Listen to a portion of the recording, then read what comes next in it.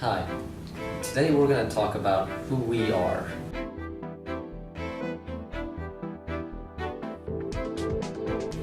Who are we?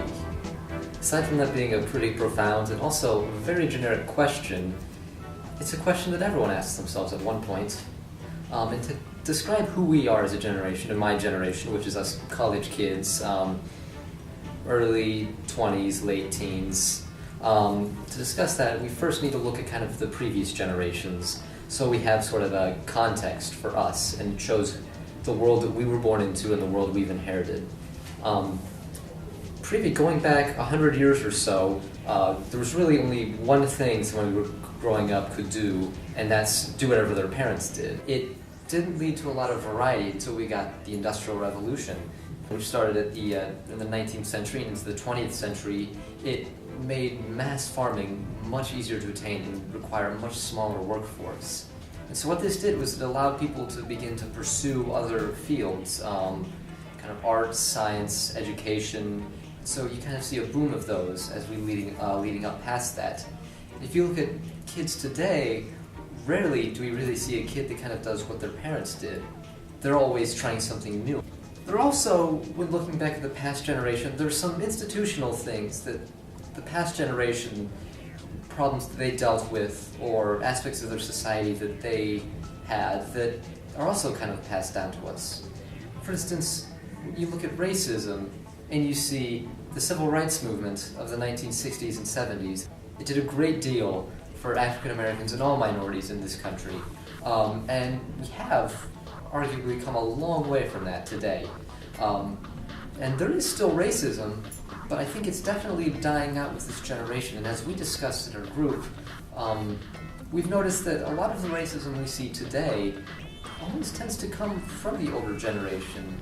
For instance, we talked about the Trayvon Martin case and George Zimmerman, and if you hear a lot in the media about how people said that George Zimmerman shot Trayvon Martin because he was black, and if George Zimmerman gets away with it, it was because he shot a black kid.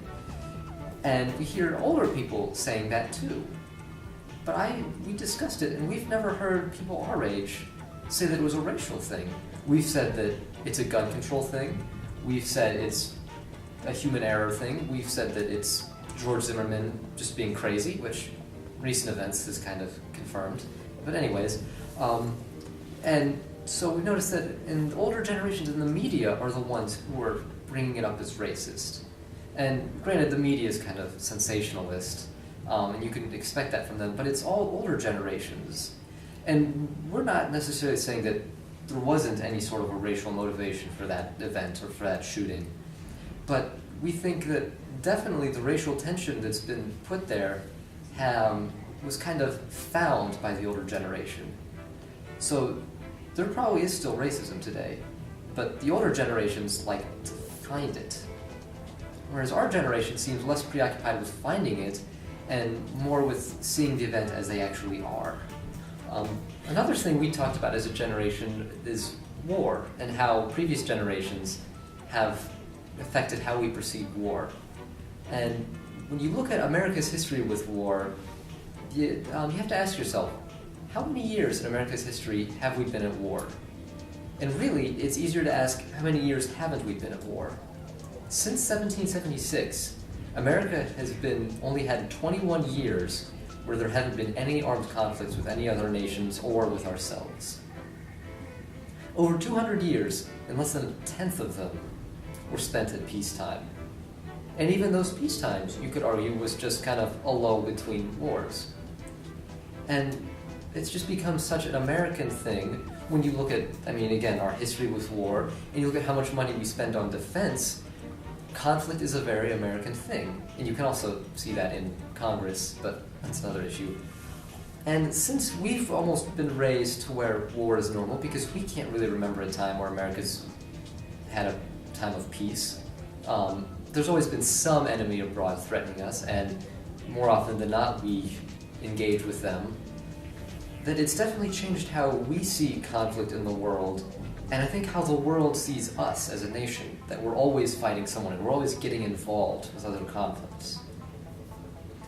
And I think that it'll be interesting to see as our generation grows up and starts taking leadership roles in this country, how we understand and deal with war as a nation and as a generation compared to how previous generations have. So now I think it's a good time to start talking about our current generation and how we've kind of grown up in the world that our predecessors have kind of built for us. One of the things that when we discussed in a group what affects our generation the most, something everyone immediately said was technology. Ever since the Industrial Revolution, technology has advanced faster and it has been more readily accessible to everyone than it has been at any other time in history. Someone even mentioned, we were discussing that they know 10-year-olds with iPhones. I remember playing with my dad's old Nokia flip phone they could just call people when I was maybe 8 or 9, and kids today have iPhones at the age of 10. And we were kind of one of the first generations to really kind of see this internet bubble and this technological bubble and social media bubble kind of explode, and we kind of grew up with it. And it definitely, speaking of social media, it definitely kind of changes how we communicate with others. Now we have much more contact with other people and friends and coworkers and associates and family members, but is it really any more meaningful in the contact? That's something we also discussed, is that maybe there's more communication, but it becomes less meaningful. And we started to notice parallels between the way we communicate and the way our generation handles relationships. In the school newspaper, there was an article discussing how casual sex is becoming more and more common than ever has before with our generations, and more than that, we're becoming more open about it. And that maybe 10 years ago it was kind of a shameful thing and people kept it on the hush-hush. It's becoming something that's acceptable and almost even expected at times, especially in college when we're not necessarily supposed to find our soulmate, settle down, have kids. We're supposed to experiment and live life and experience new things. And so while those relationships, casual relationships, may be more enjoyable, we notice that they end up becoming less meaningful than some of the longer committed ones that maybe our parents had in college or our grandparents had. A lot of people discuss our generation and kind of call it apathetic and a lazy generation, and say that we don't really do anything, or we're an entitled generation. And one could argue that that's very true, but we have seen with social media, it's actually helped facilitate this, but kind of a greater involvement with individuals in political and social issues. When you look at political and social issues in our generation, you can kind of notice a pretty big difference between previous generations, whereas maybe in previous generations, fewer people cared enough about an issue or felt strongly enough about an issue to do something about it and to go out and protest. Our generation, everyone has an opinion, but a lot of people feel less inclined to act on it. For instance, an overwhelming majority of people our age and our generation think that gay couples should be allowed to marry whom they want, whenever they want. However, you see a much lower number of people our age really going out and talking about it, especially people who aren't really connected to the LGBTQ community. And so that's one of the differences we noted between us and previous generations, that we have our opinions about things, but we feel less inclined to do something about it. You could say it's because we're lazy, it could be because we're entitled. It could also be because social media, again, it allows us to communicate, but it has less meaningful communication. And it also kind of makes things almost more personal, so that instead of a bunch of people getting together to protest gay rights, one might go on a blog about someone who is homosexual and you can read about their struggle with gay rights. So while socially we don't necessarily work as hard to other things, we're exposed to some of the issues more. And so everyone has a fairly well-formed opinion for the most part. We also notice that our generation, unlike a lot of other generations, tends to kind of push back or prevent the start of adulthood. And there's this really good book called On the Frontier of Adulthood, which you can see here. And in it, it talks about how these days how kids define and approach adulthood is much more individualized. Whereas, say, our grandparents or great-grandparents, they maybe worked at their parents' farm, and then they became a farmer with the intention of their children becoming a farmer. And then you look at our parents, or even our grandparents. We'll go to the next, our grandparents. They may have gone to high school, then maybe they were drafted right out of high school to fight in World War II. Then they returned with the GI Bill, and then they went to college, or went to college with the GI Bill, bought a house, and started having a family. Then our parents, they would go to high school, and then right after that they'd go a 4-year degree, maybe med school, law school, and then they'd start a career. And you kind of see that there was almost a trend that that's kind of what people did in each generation. Whereas our generation is much more individualized in how we approach it. For instance, one person might go on a mission trip for 2 years in South America right after high school. They'd go spend 2 years and then come back and start college. Someone might take a semester or a year off of college to travel. Maybe there's issues with money, an internship opportunity. People may not even go to school for just 4 years. Nowadays, it's not uncommon to see someone get an undergraduate degree in 5 years. And then they might get their undergraduate degree, start a career, and then decide they don't really like it, and either go back and get their master's or change their degree entirely. It's just much more individualized in how we go about it. And that's something that we can trace back to when we mentioned earlier how we're kind of given more opportunities than previous generations. We have, at least a lot of us are going into careers and fields that are much different than what our parents did. At least I know I am. Really, actually, all of my siblings are. We're all doing something totally different from what my parents are doing.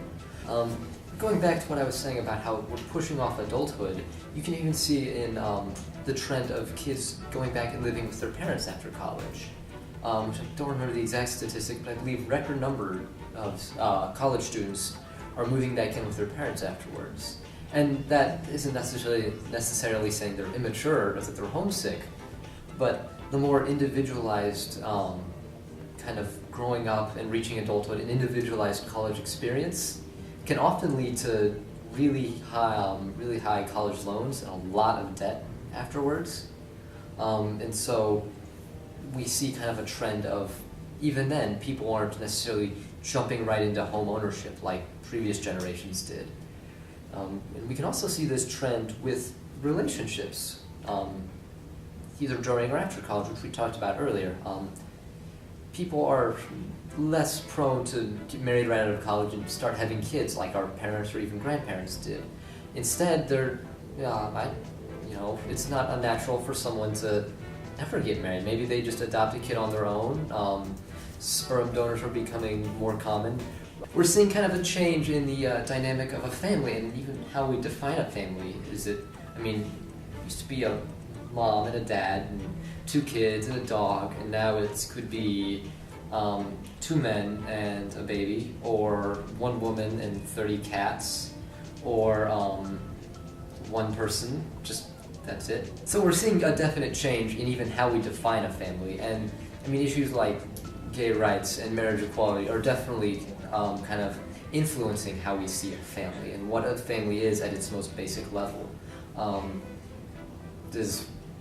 many people do you need for a family? I guess 2 technically, but why not 1? So anyways, our generation is definitely one that has so many more opportunities than previous generations had.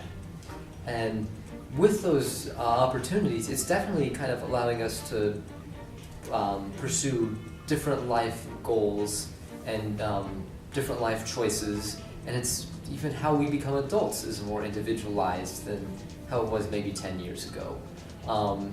And our definitions for things like family, career, happiness are kind of melding and changing into to suit more individualized tastes.